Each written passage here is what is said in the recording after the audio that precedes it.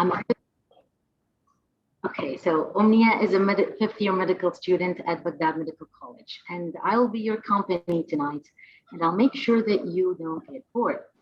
So, before we start, let me walk you through our agenda tonight.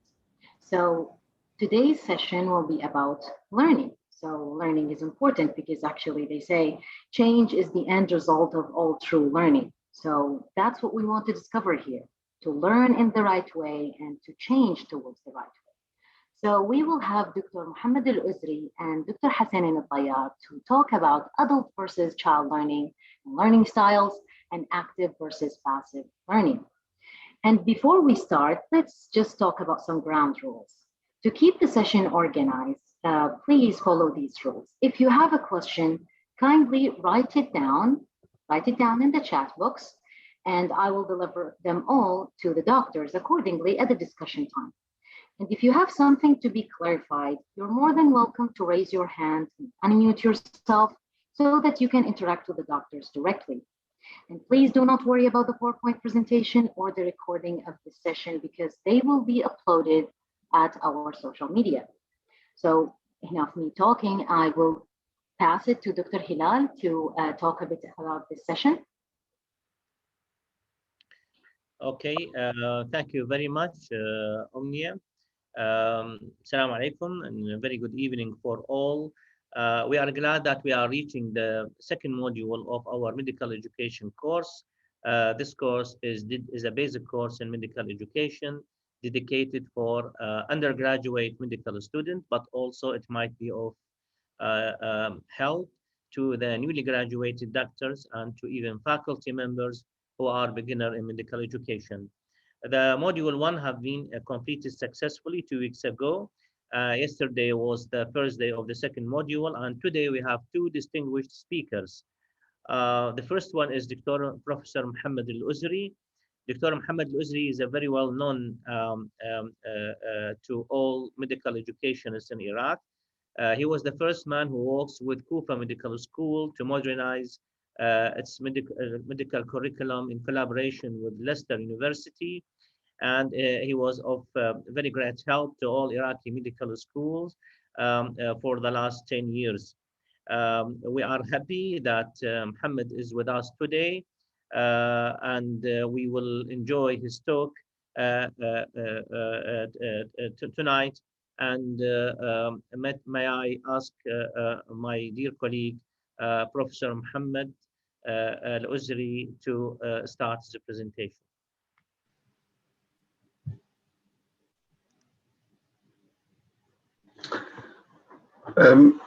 Assalamu alaikum. Good evening. Shukran, Dr. Hilal. Thank you for the kind introduction, and I would like to start by applauding you, Dr. Hilal, and the team organizing and launching this initiative. It is a wonderful idea and project to help make our colleagues in Iraq, whether medical students or graduating doctors or faculty of medical schools, medical colleges, they all to share the learning in medical education. Like you've mentioned, Dr. Hilal, we are fortunate that we have very motivated and interested kind of colleagues and medical students in this area. And what I would like to start with is giving you some idea about what I'm going to talk about today. I'm checking that you can see my slides. Doctor, you're not sharing your screen. I'm not sharing my screen. Okay, I need to come back. That's why we need the new generation. They know all about things that we don't know about.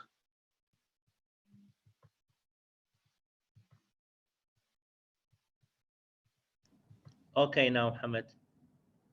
Shukran jazeelan. Okay. For one of the important thing you already know about learning and so on. I will start with an apologies that my presentation today or my session is going to be very basic. It's really about, I know some of my colleagues who are already on this session, they're very familiar and they know what I'm talking about. Probably I'm not going to be adding to their knowledge in the field. But I want to start with from scratch, from the basis, so we can understand collectively why we're doing what we're doing, why we learn in a certain way and not other way. I hope you all had the opportunity to complete the questionnaire that I have sent in advance, Omnia shared with you. And I think I hope by now you each have an idea about your learning style. But what we will try to do today in this session is understand what does that mean? How would that impact on our style of learning and how we can apply it in the most useful way to enhance our learning and ultimately to enhance our teaching to help us in terms of delivering education for adult education for the future. So we are, in a way, we are addressing the foundation of our learning today. And through understanding our education, our learning style, we can hopefully be better at delivering adult education. To be able to understand the learning in general, clearly we need to understand how children and adults learn. So that's our aim for this session. Our objective is to gain some theoretical knowledge about adult and children learning, and then, like I mentioned, to recognize the implication how adults learn for teaching delivery. How would that help you when you choose to learn something or you choose to design a teaching session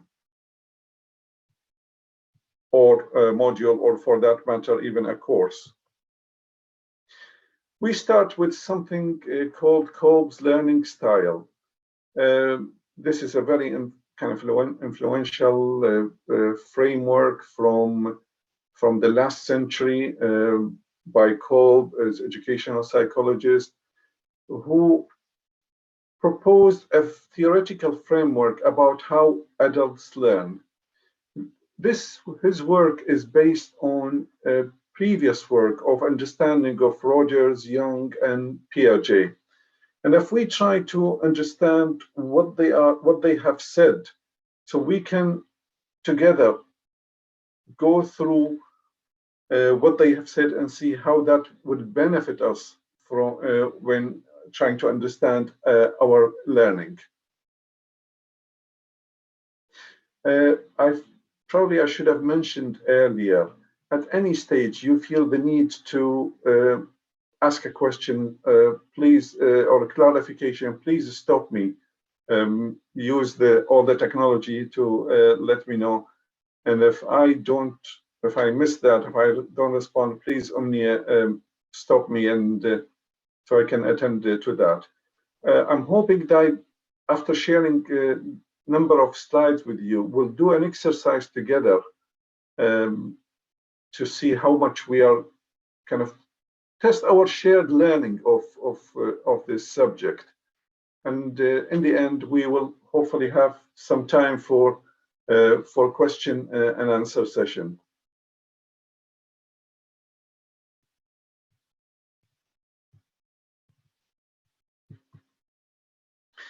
I'm just checking. So I'm now at the slide called with the title Carl Rogers. Are we? Yes. Is my slide clear? Yes. Okay. Excellent. Yes. I did have the experience in the previous teaching sessions that I moved slides and only to discover 3-4 slides later that the audience is just watching the first slide. So that's why I keep checking and double checking. Okay, so we come to Carl Rogers, and he talked about human choice, creativity, and self-actualization. And the principle is that people, us, we don't learn just by our basic drives. We are not motivated just by our basic drives. We like to do more. And that's why we have to learn more. You are the best example. Today, you are attending this session not because your basic needs or basic drives. You can get on with your life without necessarily attending this session. However, you want something extra. You want to make yourself, put yourself in a better state to be in terms of learning. And that's why you're attending this session. And that takes us, remind us of a pyramid, which I hope by now all medical students, obviously graduates, already familiar with this, a very basic, the model of the hierarchy of needs that is put forward in the previous century by most of the social scientists. And we all have our basic needs that we need to survive, whether it is food, water, whatever, and we need our security and we need to feel safe. But that is not enough because we always want more. And as we progress in our human qualities, we need more and more of those, the next layers in our needs. And the ultimately is the self-fulfillment needs, and that's the self-actualization. And the idea you feel that you've achieved your full potential. And that is especially important for people who are gifted and privileged to have a very high IQ, a very good cognitive abilities, intelligence, and people like yourself. Your IQ is well in the more than 120. It is more than enough for you to survive and have your basic needs. So you can learn all the skills and that you need to survive. But as you find out with time, that is not enough. And you didn't satisfy, for example, of doing well in school. You are not satisfied even to do well in the medical college. In fact, you wanted to do more. And that's why you are here today. And that's very important to recognize and understand, because we know, and from research into people performance, how they do things and how they learn to deliver whatever they are specialized in, that those rewards, whether it is physiological needs, whether it is security needs, whether it is intimate needs, friendship, and so on, whether it is prestige, all this is not enough. You will keep learning to be able to feel the self-actualization, when you feel you're fulfilled all your potential. That's what will keep driving you in whatever you do. I mean, the best example I can give you, with time, you will get, inshallah, all the rewards in terms of salary, in terms of material stuff, in terms of whatever, you get a family, but you will continue to learn, and you put yourself objectives, and that's what will keep motivate you to learn more. So that's something to keep in mind when we think about why people are coming to an educational event or you're designing an educational event, to remind ourselves what are the needs for, or what motivate people to learn. Piaget has worked with children and came up with two principal kind of ideas. As children, we went through cycles and long lists of learnings. And what we have done until we mastered something is we experimented. We have learned at a basic needs that if I want if I want food, if I'm not sleeping well, I will make some noises and I will make sure that I am attended to be able to meet my needs. But in addition to that, what I have learned is that for everything new I discover, I will put it together in something called the schemata, which is basically the way we structure our understanding of what's happening around us and how can we take it forward into our next experiment. And that's where this is the assimilation. However, we discovered as children and as we grew up that not every situation is exactly the same. So what we have learned is that when we bring our schemata, when we bring our understanding to a new experiment or a new situation, we discover that there is something else we need to adapt to. And that's where the accommodation comes. So the starting point as a children, we collect information to know how we go into from one place to another, or we learn something about one of our needs that we need to learn about it. And as we assimilate those information and take them into the next situation we face, which we think is similar, we bring our understanding, our knowledge or previous knowledge to this situation, only to discover that this situation, there is something different compared to what we have learned before. And that's how we accommodate and we bring together. And that's how we start improve our schemata.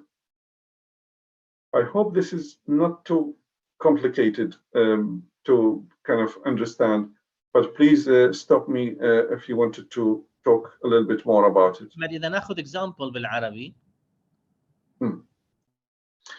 جيد. أنا كطفل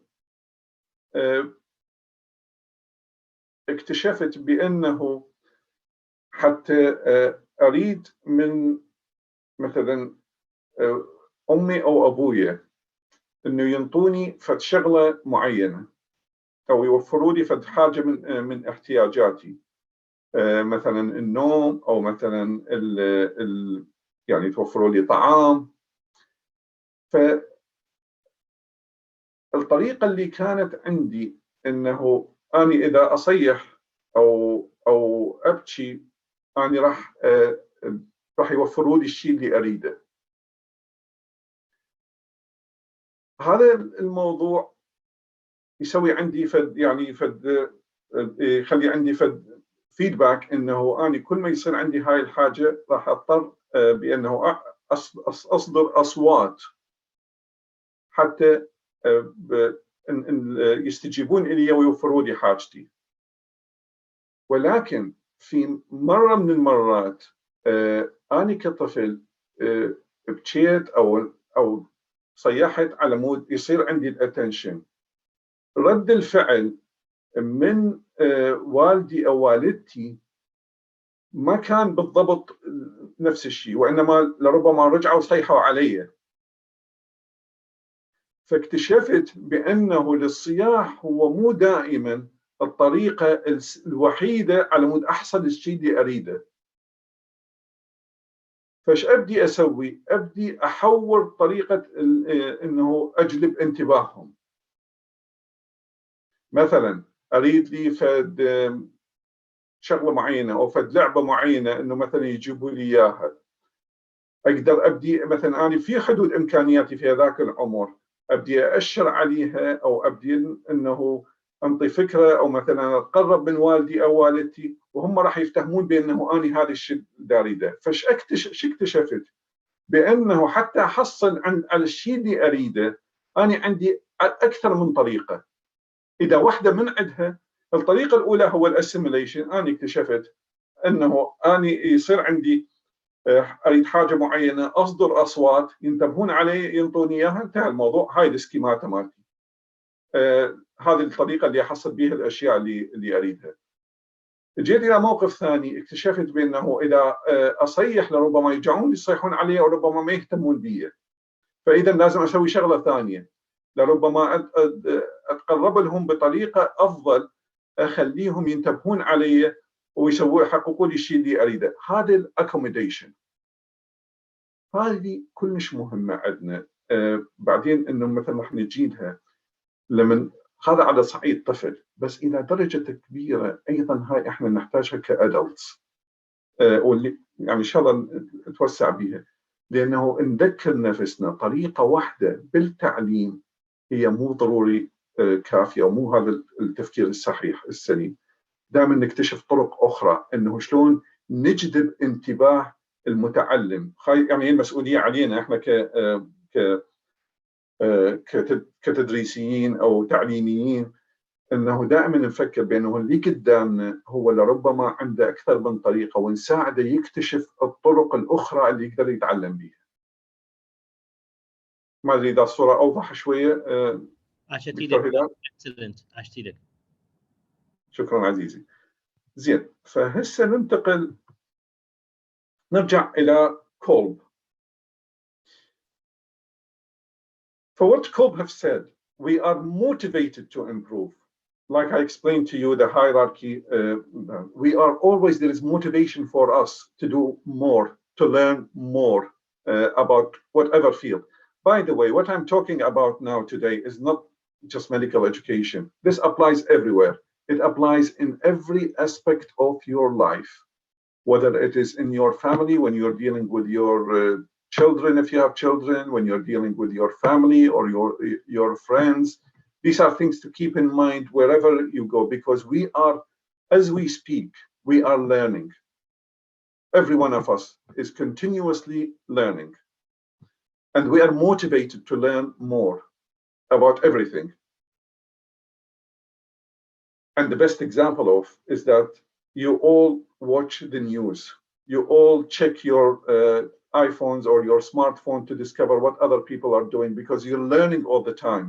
And that's your internal motivation. Nobody is forcing you to look in your own mobile to learn about what your friends or other people have said or are doing. So the motivation is internal, and that is so important from educational point of view. You align the motivation to the learning process. The other important point that Kolb makes is that people learn by experimenting. And that is so important. We learn from experience. In fact, one of the strongest model of learning is and style you will discover in yourself is experiential learning. I talk for myself. I have discovered that how much I don't learn until I go through the experiment, through the experience in every aspect of life, not just in medicine or in teaching. And these are very important 2 points to keep in mind when you are talking to your students or your colleagues who you're trying to learn something new together. And with that comes what they call is the dialectally approach. So we can do 2 things at a time. We can either do or we can watch, and at the same time, we can do one of 2 things. We think or we feel. And is so important to remember, and we will come to that as we get closer to how we have a different learning style. Some of us will discover about themselves as they progress in life and learning that we learn better through doing, and some will discover better at watching. And at the same time, we'll discover that we learn better through our thinking, or we do better at our feeling. In an ideal world, we use the four of them, two at a time. Let's get into a little bit more details about that. Based on that, Kolb came with something called the Kolb learning cycle, 4 phases of learning. And what it says is that you go through the experience, you go through doing what you are doing, and then you go through the reflective observation. This is when you reflect on what you are doing and how that it makes you feel, only to put it together in an abstract, and you almost like خلاصة من اللي مريت بيه واللي تعلمته, and you put it in your mind as a schemata, as a framework, structure, نموذج تفكر به, and you take it to the next active experimentation.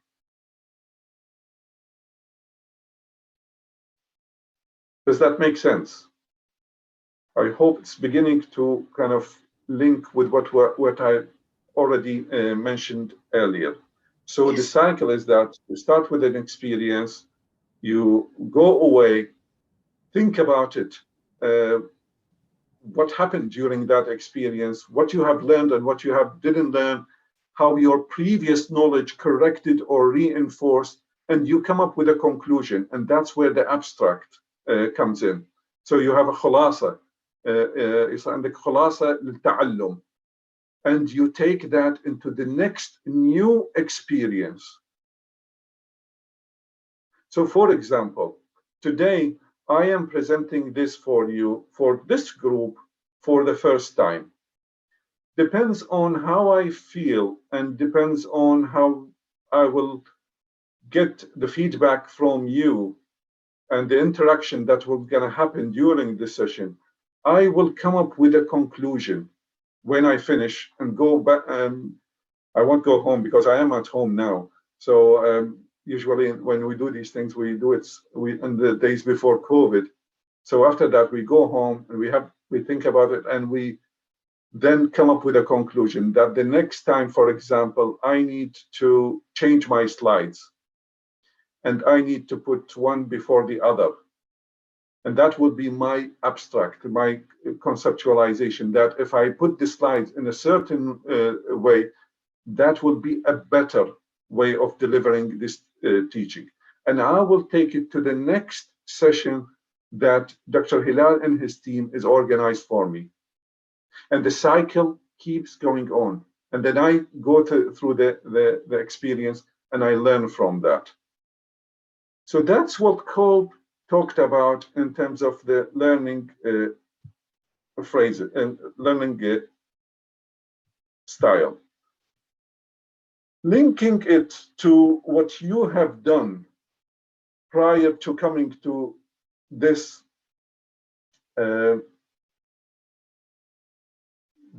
session in terms of the questionnaire.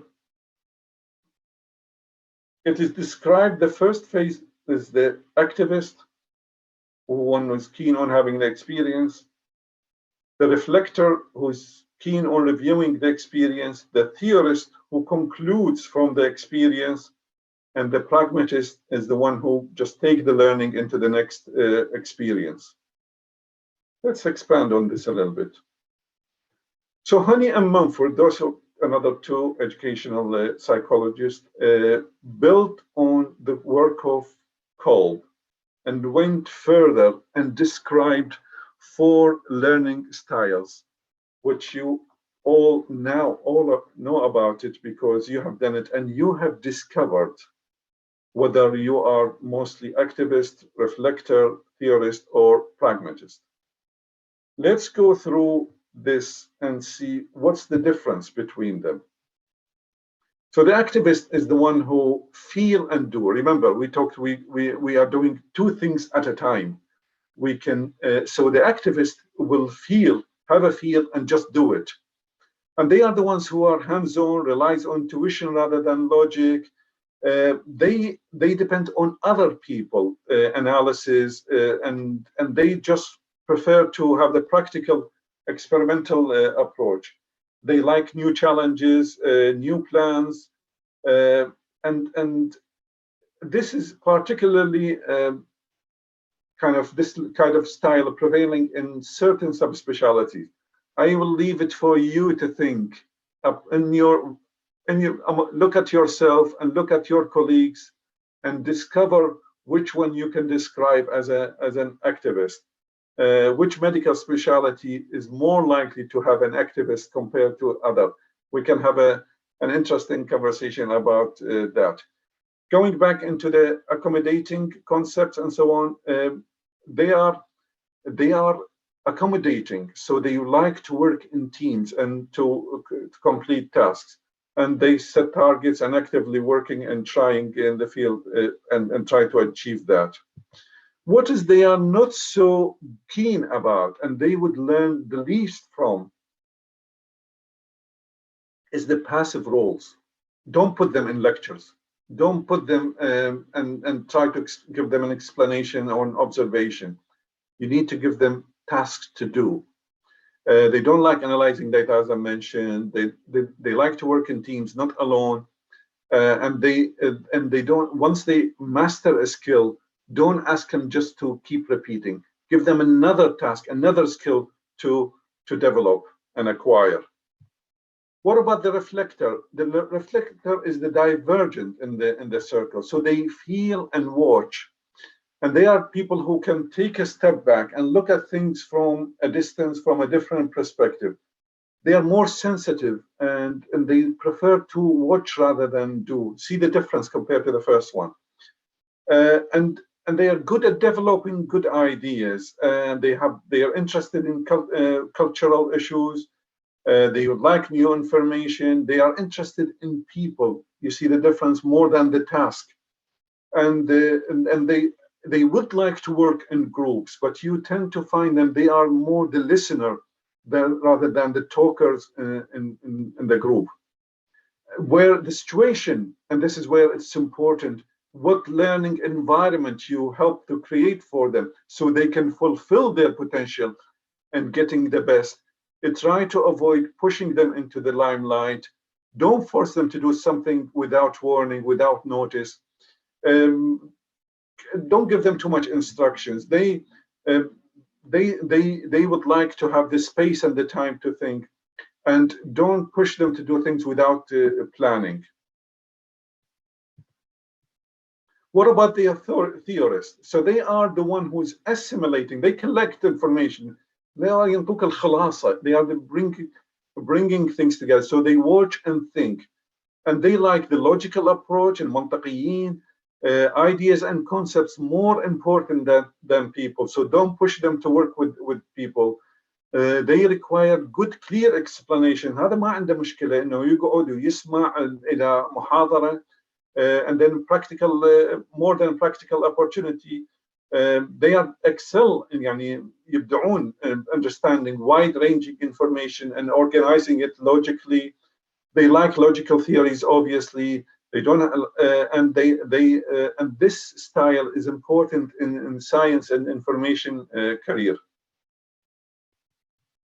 What they don't like or learn the least from sessions that involve emotions and feelings. You remember the previous one was more strong on emotion and feelings, the reflector. This one is not.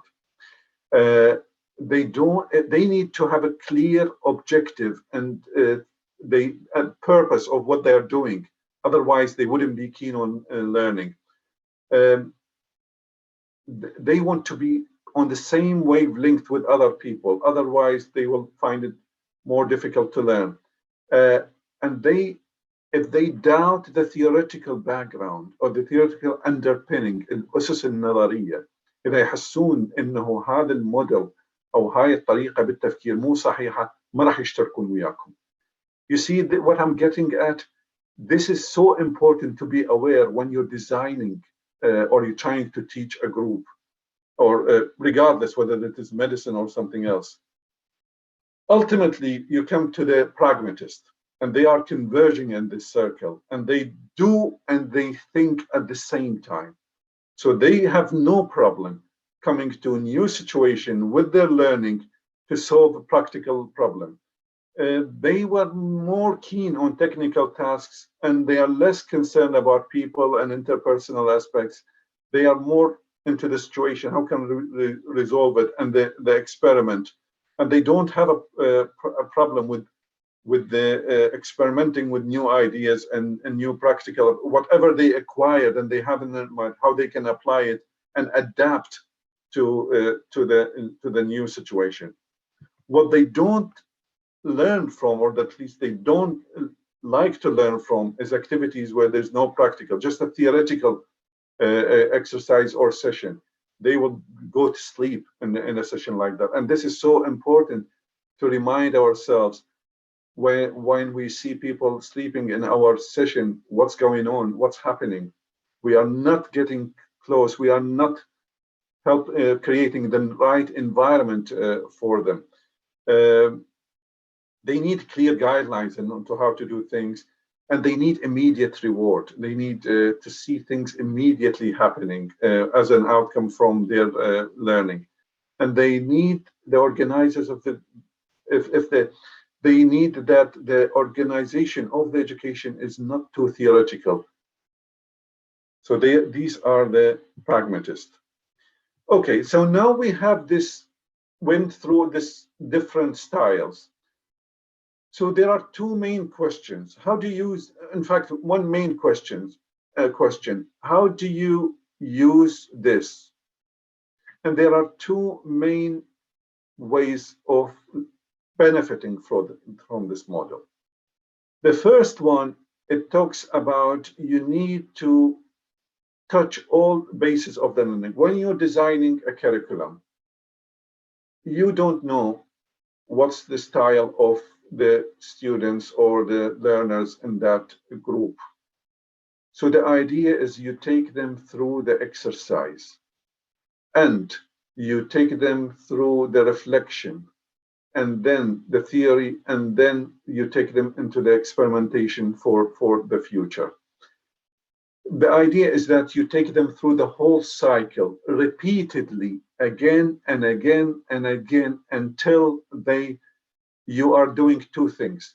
You are introducing a style, a way of learning.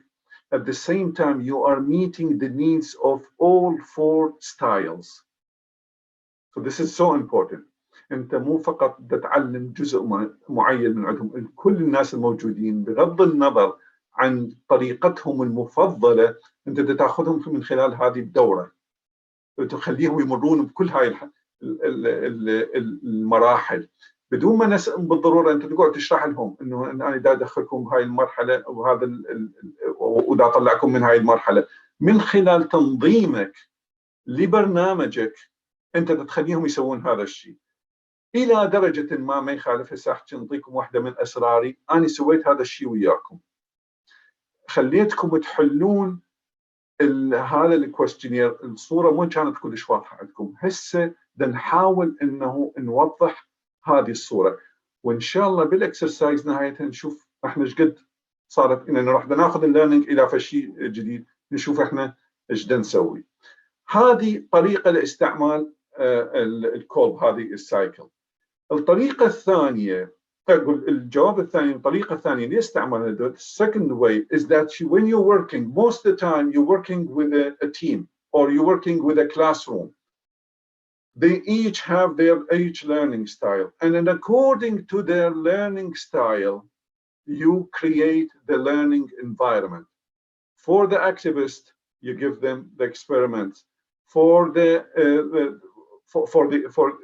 action, for the reflector, you give them the time for the reflection. For the theorist, you give them a task about theories, developing the theories. And the pragmatist, you give them the experiment to go into. So you target their style, you identify their style, and you target it by creating the right environment.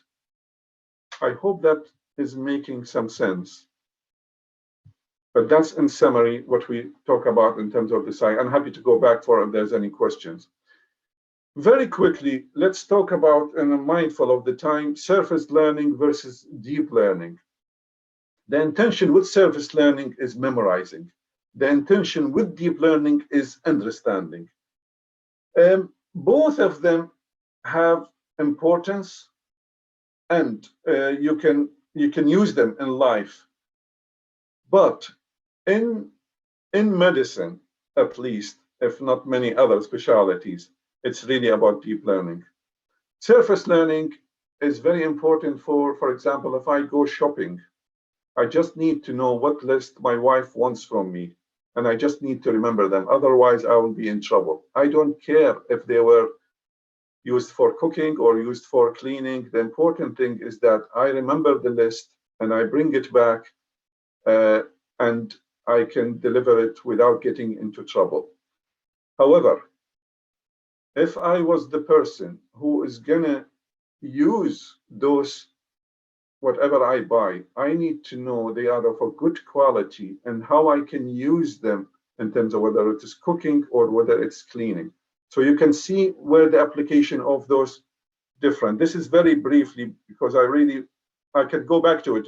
We can talk in more details, but this is very briefly what we mean by surface learning, and what we, I mean, obviously with the surface learning, the teacher does all the work, makes all the decision, and the student is very passive for that. In the deep learning, the situation tries to make sense of what is being learned. The teacher duty changes. It is not delivering knowledge. It becomes more creating the environment of the learning and steering يوجه للطالب في طريقة التعلم. Not necessarily by telling them. مو معناته انه اقول له تروح تحفظ فلان شغله او تروح انت تدرس الموضوع الفلاني، ولكن اخلق له التجربه، الجو المناسب بحيث هو يروح يتعلم، وهذا الدايركشن مالتي يصيحوا له self directed learning. This is something I'm sure we will be touched upon, if not already, in other aspects of the course. بالنسبه للطبيه, it's most likely it has to be kind of deep learning rather than anything. I can think of a very, very rare situation where surface learning can be useful. Okay, a bit of an exercise now, and Omnia, I'm going to need your help with this. This is what I do when we have a proper session face to face. So what I'm going to do now, don't worry about those 4 tables. But I'm going to ask you a question and just write it down in the chat. And Omni, if you can keep an eye on that and then help me, because I cannot see the chat from my end. I will give you some questions and try to answer them as much to the best of your abilities. There's no marking for this. There is no true and false. We just need to kind of share our thoughts.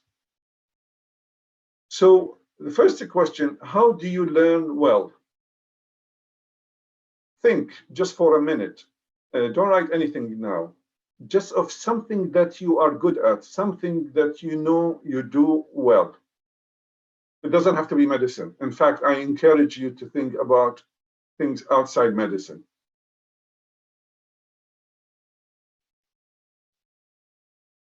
I can give you an example. I'm good at swimming.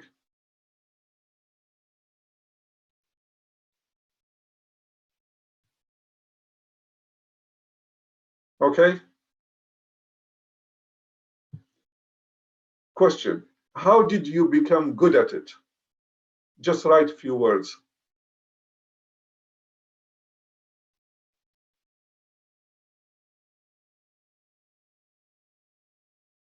Omnia, if you don't mind keeping an eye on the chat.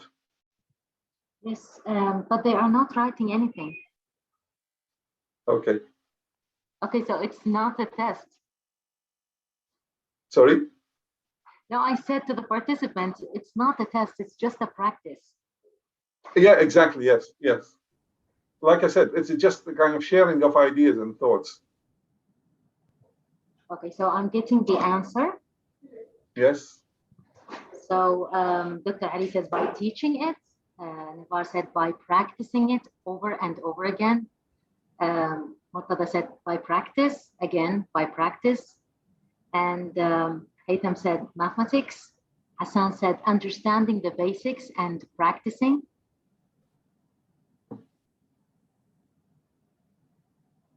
Dr. Fantastic. Ali said by studying well and practicing it. Dr. Zainab said doing it even though I had no idea how to. This is fantastic. Thank you very much for all your answers. So what you will find when you ask these questions, people say practice, which you did. Trial and error, jarabun.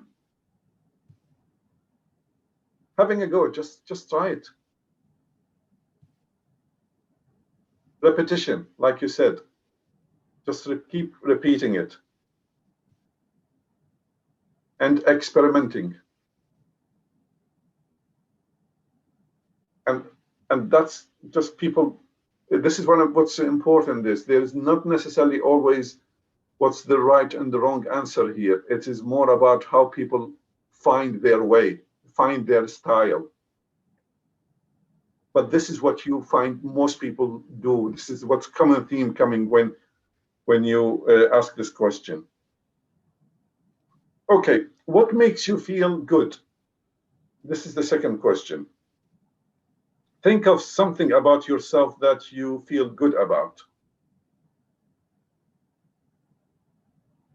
Okay, just 30 seconds, have a think.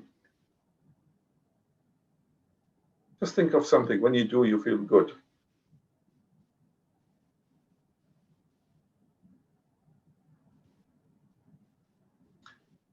How you can tell that you feel good about this? What's your evidence to support this feeling?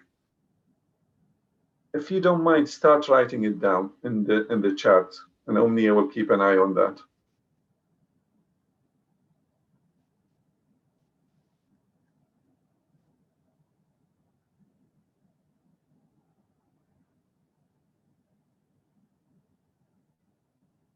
So basically, I'm asking you, how do you feel good about something you do So usually? Navar said wanting to do it again next time. Okay. So what makes you want to do it again? That's what I'm trying to get at. What happens when you do this that makes you feel good, that you feel like doing it again? I'm giving you a clue here. Because it helps me to disconnect, reaching to what I have expected before the job, positive feedbacks. Good, good. We're getting there. Reward, sharing with others, feeling it was Fantastic. worth all the hard work and feeling of pleasure. That's fantastic. Thank you very much. Well, let's see what people say when you ask this question. Feedback, which I think you said it in different ways. Other people's reaction. You connect with other people, makes you feel good. praise when somebody kind of tell you, well done, thank you. And most likely you're going to end up doing it again. Seeing the results. If I am good at, say, okay, for example, building something, if I'm good with putting together,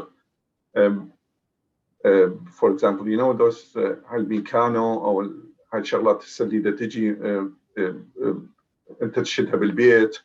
If you're good at this, you end up seeing the results, which makes you more to go on. اوكي دزولي هاي الشغله انا شديتها ببيتنا، بس انا هالقد تونست انه شديتها. حتى صديقي اذا يدزوله يروح يشتري نفس الحاجه ولازم هو يشدها بالبيت، انا هالقد ما استمتعت بالعمليه وتونست انه شديتها، اروح اساعد صديقي واسوي له اشد له اياه هاي الحاجه اللي يشتريها بالبيت. Muhammad, excuse me, one question. Yeah. Sometimes there is more than one choice can be applied. يعني that's to say أنا إذا أسوي في شيء أنا يعني حبيته أو زين بالنسبة لي، probably because there is a positive feedback to that event and probably praising from others or seeing the good result, etc. So probably there is more than one option. Oh, absolutely. This is exactly the point. It doesn't have to be one of them, but any one of them plus minus the others are usually the case. You could be like, for example, you go مثلا قلنا انه مثلا هسه هواي عندنا بيصير مثلا تشتري حاجه لنفرض كرسي او ميز، بس هاي لازم يجدزوا لك اياها وترجع انت تشدها بالبيت. If you become good at this and your friend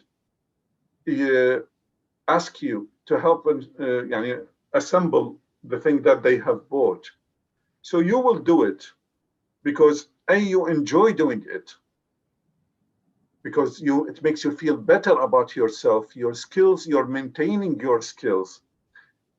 But at the same time, your friends will thank you and you will feel better because we all like praise. احنا كنا بدرجات مختلفة نحب إن الناس يقدرونا ويشكرونا. Use that, and that's what's so important in learning. So you're absolutely right, Hilal. You need, it could be many of those factors. It doesn't have to be one. Okay. ايش قد بقى عندنا وقت أمنية؟ ايه شوي الوقت. احنا past the time يعني 3 دقائق. Okay. I will finish very quickly. Think of something that you are not good at, perhaps a result of a bad learning experience. Think about it very quickly. We'll try to do this one quicker. And what went wrong, and whose, if anyone, fault it may have been. Write a few words in box 3. Okay, so I will answer first. When I had a bad tutor. Go on. I think we were all expecting that. Okay, so when it didn't make sense. Great.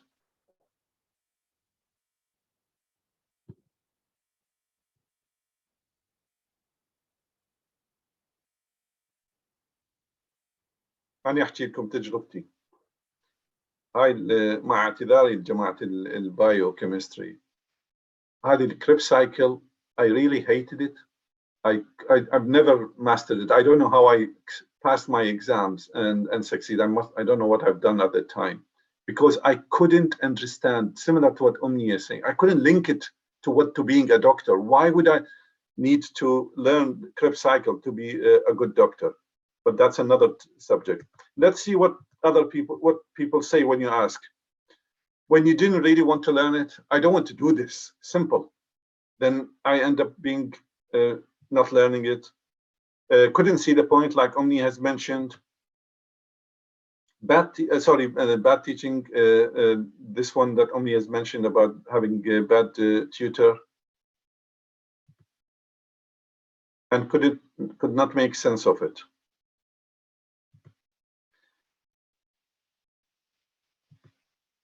Think of something that you did learn successfully, but at the time you didn't want to learn it. So now you are good at it and you've learned it, but when you started, you didn't really want it. So what happened? What kept you going? How did you ended up being succeeding in something that you didn't want? That's a very interesting one.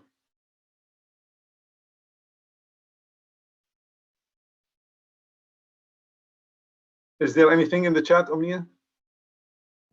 Nothing yet. Okay. I'm pushing you a little bit.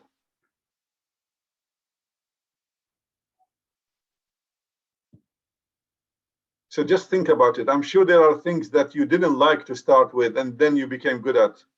So there are some opinions, teacher opinion, the results I got. Yes, that's what we're getting at. Thank you. I'll share with you what people say. Strong support and encouragement. I didn't like it first, but then people around me told me, you can do it, that's fine, you're able. But at the same time, sometimes ماكو الواحد عزة بالنفس انه ما يريد يروي نفسه انه ما يدبرها. So kept at it until they became good at it. And then I need to do it for what I wanted next.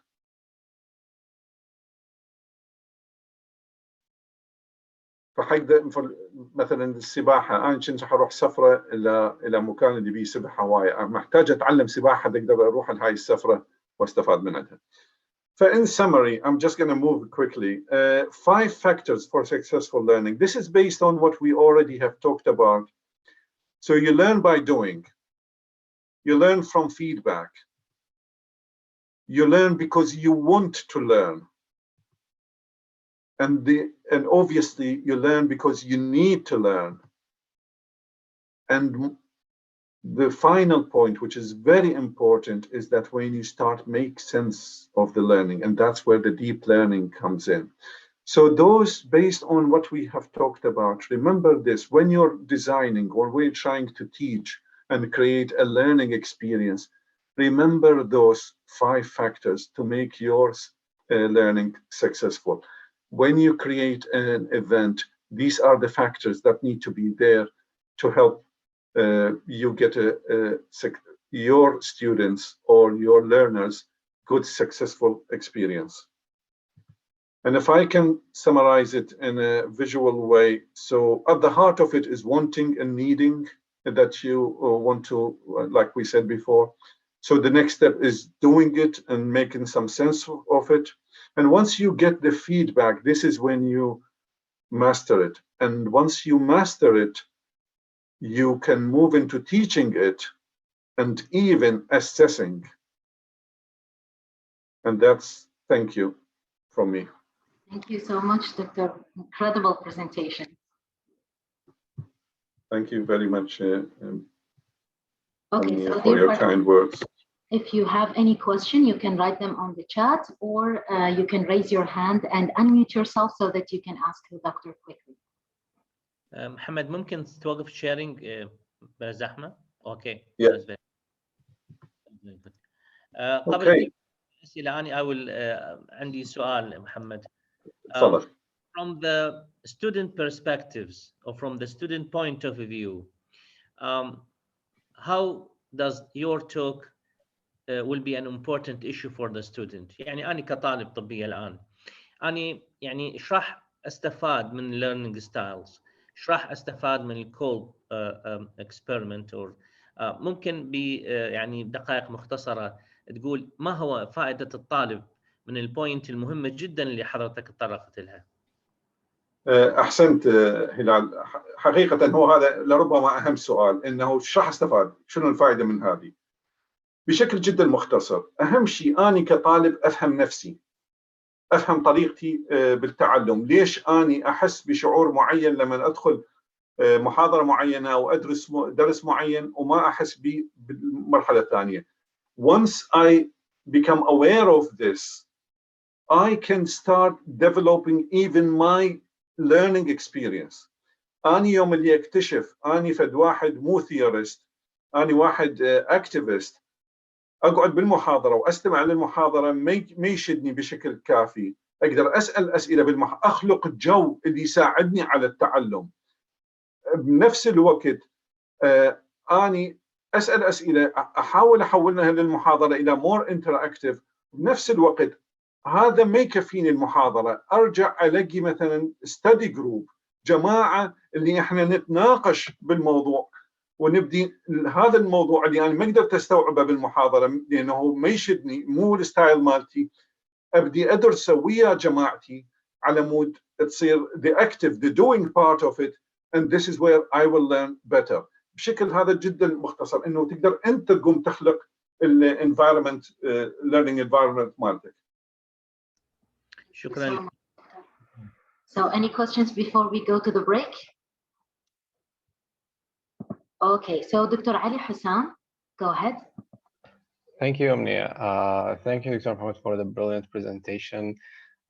I think attending this session made us feel good, so we might attending it again, according to point 3 you mentioned. So my question is, how would you incorporate or trying to meet the learning styles of your audience when it comes to designing a presentation or a PowerPoint? For me, for example, when I design a PowerPoint for my fellow peers, I usually make sure to add graphs and pictures to for those who for the visual learners, and maybe add links for articles for those who like reading, and maybe voice or recordings for those who like auditory learners. So what extra things you might add from your experience? Thank you. Thank you. The starting point is knowing your audience. What's going to be your audience? مثلا اليوم أنا هاي أول مرة ألتقي بكم، أتشرف طبعا بهذا اللقاء. دكتور هلال نطاني فكرة عن الناس، أنا ظليت أسئلة من الناس اللي راح يجون، فحاولت إنه أخليها بطريقة معينة. هذا الخطوة اللي قبل يعني بس تفكر بالأودينس، أهم شيء الأودينس حتى تقدر تلقي موضوع اللي هو يهتمون به الاودينس. بعدين تجي الى الجزء الثاني، شلون انت تبقي الاودينس مالتك مشدودين اليك، اللي منتبهين عليك خلال هذه السيشن. اللي تفضلت به حضرتك هو من طرائق التدريس اللي اتصور راح يكون عندكم واحده من السيشن، انه شلون تسوي البرزنتيشن مالتك تكون attractive. You are absolutely right. Use visual. احنا كنا كبشر our visual memory is more important. We are to a varying degree more important than other memories, and with the visual the learning will become better. But the other important thing is that make it interactive, make it always they have to do something, the participant, the audience. So these are my kind of very brief answer to your questions, but I think there will be more sessions about how do you make your presentation more interesting, which should الحاضرين. ممكن أعلق محمد على هالبوينت؟ تفضل. أني في كل برزنتيشن اللي أسويها أتخيل نفسي طالب اللي قاعد قبالي، يعني أتخيل نفسي أنا الطالب، ومن أبدي الأمور اللي أريد أتكلم بها أقول what are the difficult point in this text that the student may face, where should I go in making things simpler or easier, how do I present to them in order to be sticked in mind rather than to be just heard and then lost. شفت أنت كل ما تقرأ احتياجات الأودينس أكثر وتلبي حاجاتهم بهالاحتياجات، كل ما يكون البرزنتيشن مالتك اقرب للاودينس واكثر التصاقا بهم.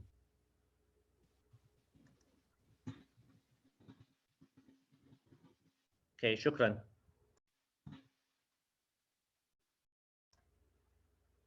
اوكي امنيه تسمعيني؟ شكرا دكتور هلال. So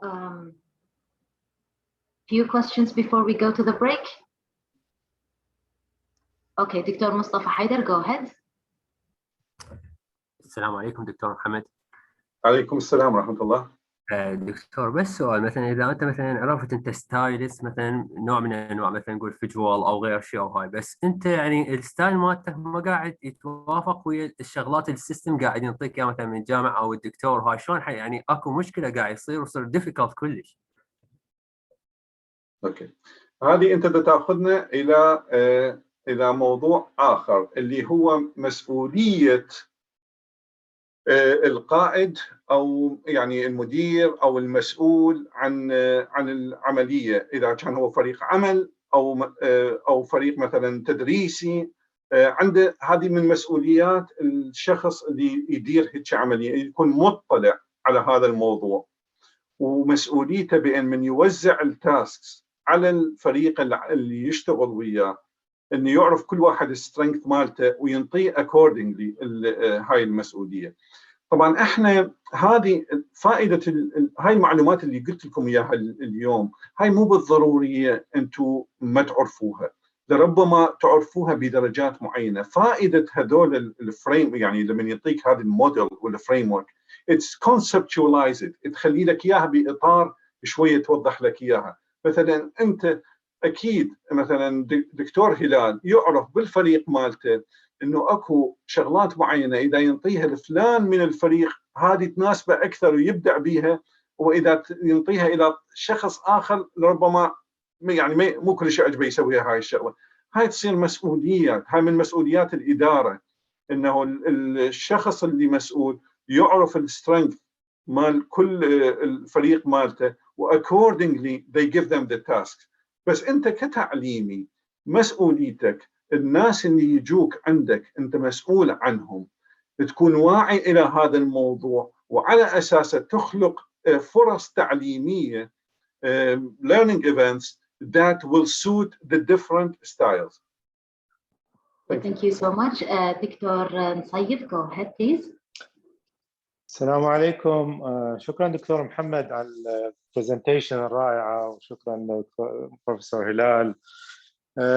يعني احنا ما دام نحكي على التعليم الطبي يعني بشكل اساسي، اعتقد يعني دكتور محمد اذا توافقني انه ايضا اكو شيء مهم جدا حتى الطالب يتعلم وحتى يكون الانفايرمنت يعني مناسب، موضوع الاعداد، يعني اعداد الطلبه. احنا الان يعني اكو مشكله كبيره خصوصا بالسنتين الاخيره، هي موجوده الحقيقه قبل سنوات بس بالسنتين الاخيره تفاقمت جدا، اللي هي اعداد الطلبه الهائله. يعني شلون نكيف يعني الليرنينج يعني ويز والستايلز وغيرها ويا الاعداد الهائله، وشنو رايك بهذا الموضوع؟ يعني طبعا بالبدايه فرصه جدا سعيده دكتور نصيف وكل الاخوان والاخوات انه اتواصل وياكم، والشكر يعني مره ثانيه.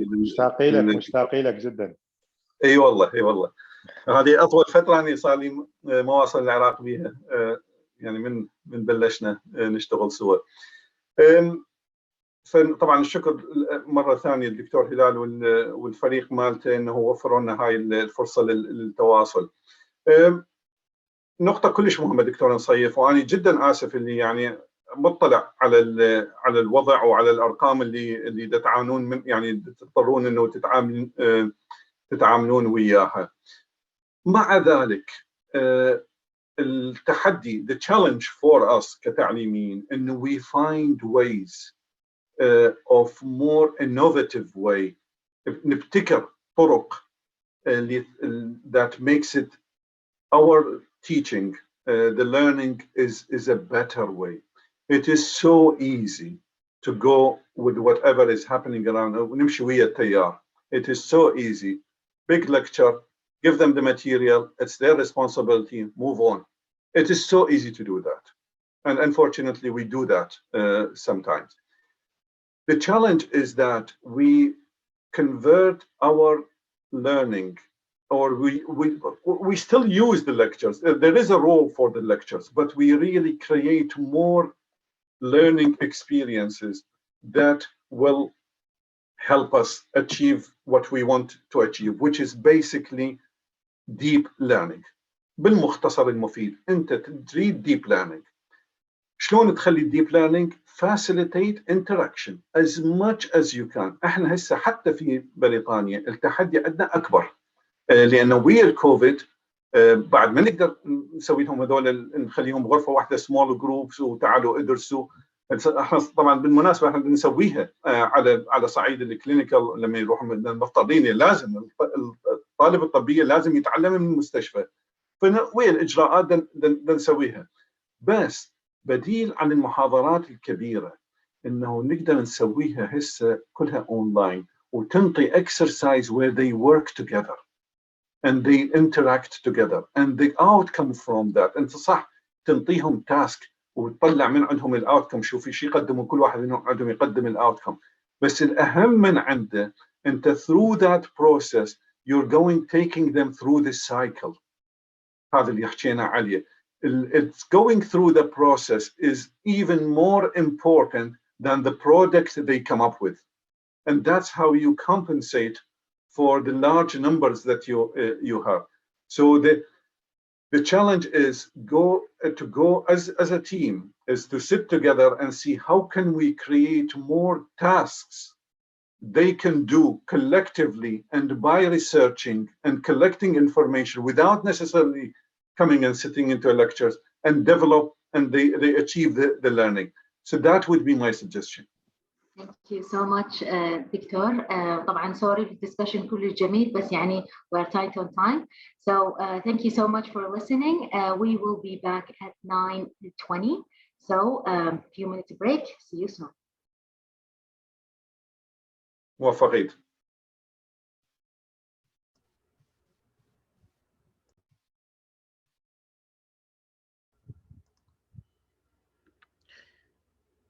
دكتور حسنين إذا تسمعني. هلا دكتور هلال موجود. نعم. شلونك؟ شلون صحة؟ هلا. شلونك يعني؟ الو ما شاء الله منور. تسلم. أنا كنت لابس نفس التيشيرت مالتك بس غيرته حتى لا نصير ماتشنج. ماشي بالعراق. بس اشوف البرزنتيشن حاول تسوي شير السلايدز مالتك حتى نشوف everything is going fine. اوكي. انا خليتك كو هوست. 1 second.